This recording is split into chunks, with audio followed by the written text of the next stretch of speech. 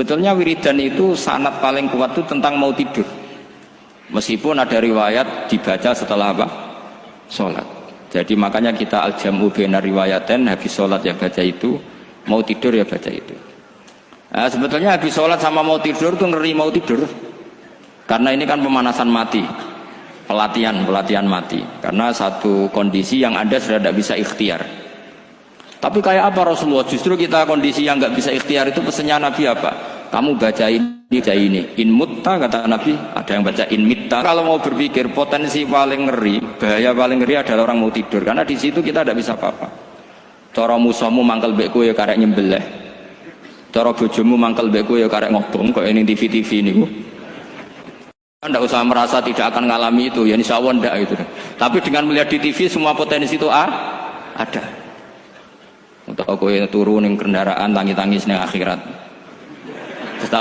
Gusti kalau mau akhirat mau kecelakaan. Nah, justru mau tidur itu Nabi itu unik, kelihatan bahwa ada nubuah, ada kenabian yang luar biasa. Kalau mau tidur itu ada nubuah, ada kenabian yang luar biasa. Kalau mau tidur itu ada wiridannya. Saya termasuk orang yang fanatik baca wiridan sebelum tidur. Jadi jangan kira kalau Selasa sholat jarang wiridan, tidak punya wiridan di tempat lain, itu sangat suudzon yang menyakiti. Saya punya cara sendiri untuk ingat Allah, itu terutama mau tidur. Sampai istri saya itu protes, Gus nak bersolat tahu mau nyekel tasbih abdi tidur. Saya itu punya tasbih lupa jumlahnya semuanya di kamar tidur. Ini sekaligus ijazah entah pamer kebaikan tidak tahu saya, pokoknya sudahlah husnudzon saja. Suudzonu iblis. Karena mau tidur saya pikir kalau tahu-tahu saya bangun terus ketemu mungkar nakir terus kayak apa. Sehingga Rasulullah itu ngajari kita luar biasa. Bismika wadu'tu jambi wa bismika arfa'u. Kalau mau tidur doa populernya apa? Bismika Allahumma ahya bismika amut. Hafalnya gitu dok. Saya hafal banyak. Allahumma rabbas samawati sab'i wa rabbal arsyil azim rabbuna wa rabbu kulli syai' falikul habbi wan nawa. Allahumma antal awalu falaysa qablaka syai' wa antal akhiru falaysa ba'daka syai' wa antal dhahiru falaysa fawqaka syai' wa antal batinu falaysa dunaka. Saya itu tak baca sampai tidur. Saking kadang takutnya sama Allah, akhirnya nggak bisa tidur. Kadang sampai 3:30 apa terus tidur baru setengah jam terus subuh. Jadi kalau melihat tren itu kayaknya saya bakat wali gitu. Kalau trennya seperti itu terus. Tapi sayangnya tren seperti itu jarang warset. Makanya terus tidak jadi wali-wali gitu. Tapi saya ingatkan ke jenengan, sanad-sanad seperti ini tuh yang mungkin Anda lupa. Anda hanya ingat sanad misalnya ya Mu'ad inni uhibbuka faqul dubura kulli sholatin atau fala tad'anna dubura kulli sholatin Allahumma inni ala dzikrika wa syukrika. Kamu lupa bahwa saat paling krusial dalam hidup Anda itu tidur. Sehingga disebut wa min ayatihi manamukum billaili wan. Itu dari segi krusial gawat darurat, setiap saat Anda bisa mati. Belum urgensinya tidur untuk melawan maksiat. Itu kalau kamu hidup di kota Demak atau kota Semarang, bener kepikiran niklap atau wong ayu-ayu seneng terminal ning gone dalan-dalan itu satu-satunya cara itu hanya tidur. Kowe nak melek tetep jelalatan tak jamin. Masuk ning ngarep masjid Demak nggo tasbih gede-gede. Pangeran bendelok wong liwat tuh eling. Barokahnya usul fikih adalah kita belajar dulu. Saya pernah musyawarah sama Gus Yofur tentang usul fikih. Usul fikih itu ada makalah mubah itu tidak ada. Sebagian ulama berpendapat mubah itu tidak ada. Karena setiap mubah saat itu Anda pasti meninggalkan keharaman. Itsma min mubahin illa wa yatahaqqaqu bihi tarku haramimma. Tidak ada kemubahan kecuali saat itu kamu meninggalkan keharaman. Anda tidur berarti Anda taroktal maksiyah. Anda tidur berarti Anda meninggalkan maksiat. Enggak nyolong, enggak dugem, enggak zina, enggak maling, enggak ngerasani orang. Jadi tidur anggap saja ya Rob, ya Allah saya mau tidur. Tidur itu ibaratun antarkil ma'asi. Jadi malaikat roket pate kandani iki ras sekedar turu ya kowe kudu ngerti iki ape ninggal maksiat. Hitung mulai saiki bismika Allahumma ahya bismika amun. Ayo roket pate hitung, anggap ini kiat meninggalkan maksiat. Terus turun 6 jam berarti tidak maksiat 6 jam. Meskipun akhirnya maksiat karena bangun jam 7. Artinya maksiat ra subuh gitu. Tapi betapa krusialnya ulama. Ulama lah yang mengajarkan kita tidur itu rohatan lil abdan, untuk istirahat. Kita pulih lagi, bisa kerja lagi. Pak Butuhati bisa ngantor lagi, Pak Kapolsek, Kapolres bisa ngantor lagi. Semuanya aktivitas tentara bisa ngantor lagi. Memulihkan kekuatan itu ibadah. Meninggalkan maksiat karena tidur juga ibadah. Tidur saja ibadah. Ini barokatnya umatnya Rasulullah Shallallahu Alaihi Wasallam. Senyaman itu. Coba kalau kamu jadi umatnya Nabi lain, wah itu beratnya bukan main. Dan itu sesuatu yang dimintakan Allah, dimintakan Rasulullah kepada Allah, yaitu Rabbana wa la tuhammilna ma la taqata lana bih. Termasuk la tahmil alaina isron kama hamaltahu 'alal ladzina min qablina. Jangan bebankan ke umat kami sesuatu yang seperti engkau bebankan pada umat dulu. Umat dulu itu kalau mau tobat, kayak umatnya Nabi Musa pernah nyembah anak sapi, itu yang pernah nyembah tobatnya dibunuh. Liyaqtulal bari'u minkum al mujrima, yang terbebas dari menyembah anak sapi disuruh bunuh yang pernah menyembah anak sapi. Fatubu ila bari'ikum faqtulu anfusakum. Mau beratnya kayak apa? Kalau orang sekarang tobat cukup soal Pak Rosid, salami template 100.000, dipandu caranya tobat, diwari istighfar. Nomor itu penting. Nomor loro seneng kiai, seneng aku maksudnya. Maksud kalimatnya jelas. Itu sudah. Pokoknya jelas gak usah dibunuh, gak usah apa? Gak usah apa? Dibunuh. Sehingga tidurnya umatnya Rasulullah itu luar biasa, terutama tidurnya orang puasa. Tidurnya tasbih, tidurnya ulama juga tasbih. Karena dengan tidur itu kita tahu alamat kematian. Di mana kita masih di dunia saja punya kondisi di mana kita tidak bisa menentukan diri kita sendiri. Dan itu awal dari kita mengimani la haula wala quwata illa billah. Segagai koyok ngono ternyata ada kondisi di mana kita tidak bisa mengendalikan diri kita sendiri. Makanya disebut wa min ayatihi manamukum billaili wan nahar. Yang bisa menganalisis itu siapa? Ya ulama. Ulama kok tahu karena punya sanad musalsal ila Rasulillah sallallahu alaihi wasallam. Sehingga uniknya kenapa tidur itu sakral? Coba semua nabi di antara wahyunya itu lewat apa? Semua nabi di antara wahyunya lewat apa? Tidur, lewat mimpi. Inni ara fil manami anni atfahuka fangzur madza tara. Maka mimpi ini harus dikelola secara baik, yaitu kalau kamu mau tidur, wudu dulu, terus baca tasbih, terus tinggalkan semua dunia, anggap saja ini pemanasan kematian. Itu insya Allah mimpinya sip pokoknya. Paling dikejar-kejar Dajjalnya kecemplung kali, insya Allah. Tapi kalau kamu tidur gak wudu, raiso turu terus raiso turu mangan sik ku. Raiso turu terus raiso turu mangan sik ben warak ben iso turu. Insyaallah dikejar Dajjal kecekel. Akhirnya ngelindur gak karu-karuan karena tadi. Nah, sanad seperti itu yang punya siapa? Hanya ulama. Ada lagi satu contoh, ini sudah hampir 20 menit, Pak Ustaz. Itu saya pernah ngaji Durarul Kalami Syafi'i, mutiara-mutiara ngendikan Imam Syafi'i. Itu ulama itu mesti ngendikan tuh unik.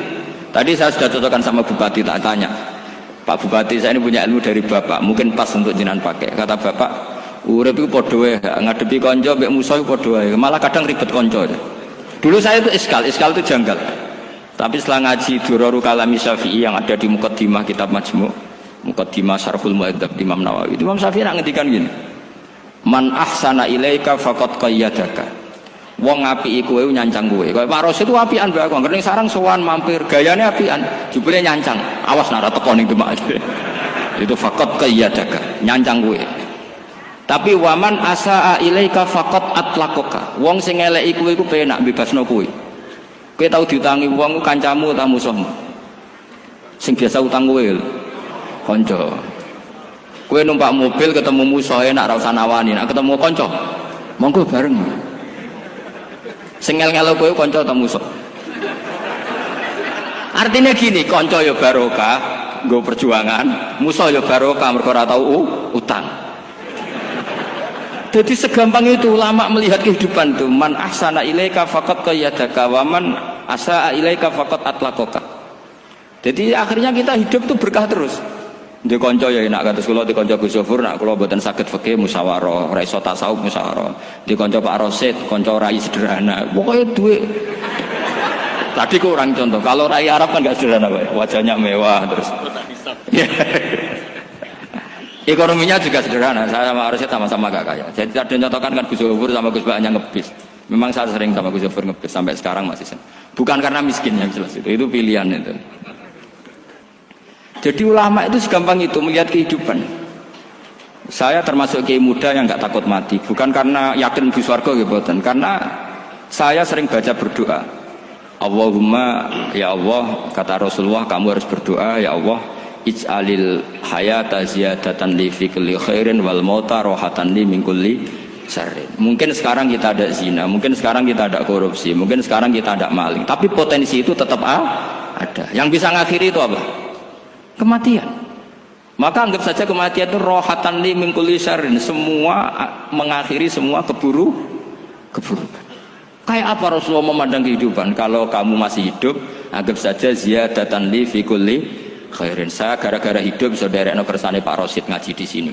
Ikhlas Pak Rosid itu sangat ikhlas. Saudaranya senior kula dipaksa nggih gelem, diintimidasi nggih gelem. Wah itu barokah. Nanti setelah saya mau mati, pikiran saya juga akan ridho-ridho saja. Ya Allah, ini akhir dari segala potensi keburukan saya. Sehingga kiai-kiai NU, kiai-kiai alim ana bajingan tukang ngemel wong kok mati. Saya nggih Pak niki saya nggih. Tanggane ra ono sing gelem muni saya. Kiai ini maksud, ayo Pak muni saya Pak. Mboten saya ini tempuh. Lah nggih saya pun mati mun mboten saged nakal niku. Lha jenenge rohatan li min kulli syarrin. Kalau mayit ya rohatan lahu min kulli syarrin.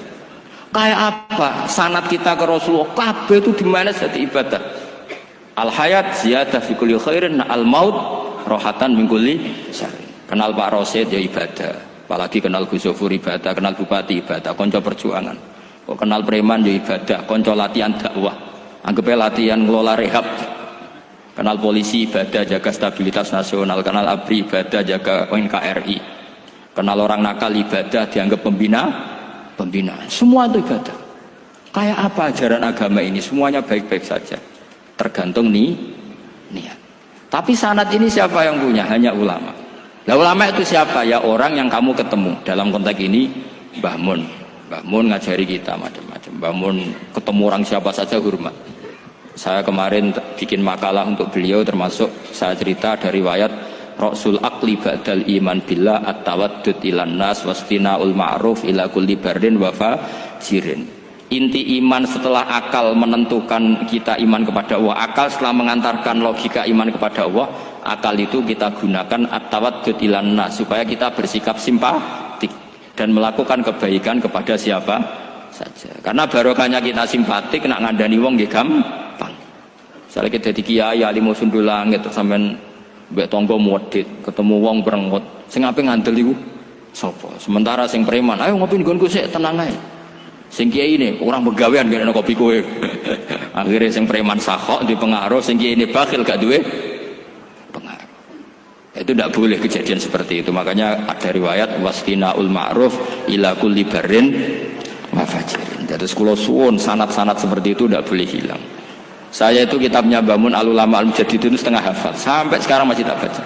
Kalau mau tidur tak baca. Bahkan di tas saya itu ada terus. Ya karena kalau saya di Jogja kangen Bangun baca itu. Ketika beliau masih sugeng. Apalagi sekarang. Karena jangan sampai saya ini punya fatwa yang mukhalif terhadap fatwanya Mbah Mun. Ini terutama warning sama santri sarang. Nggak boleh. Terakhir itu Mbah Mun punya kecenderungan, punya pikiran kayak Yusuf Qaradawi. Ya potensi wajibnya zakat khodrowat fawakih.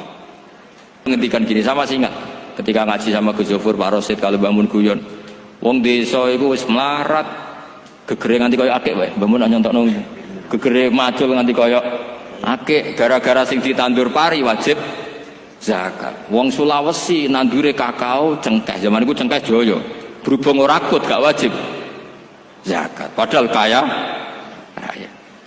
Jadi fenomena itu sering diutarakan beliau. Lama-lama beliau ngarang di Al-Ulama Al-Mujaddidun. Beliau mengutip pendapat Ibnu Katsir, tentu di era modern kayak Yusuf Qaradawi. Sebenarnya Yusuf Qaradawi sendiri bukan mujtahid, dia yang muqallid juga.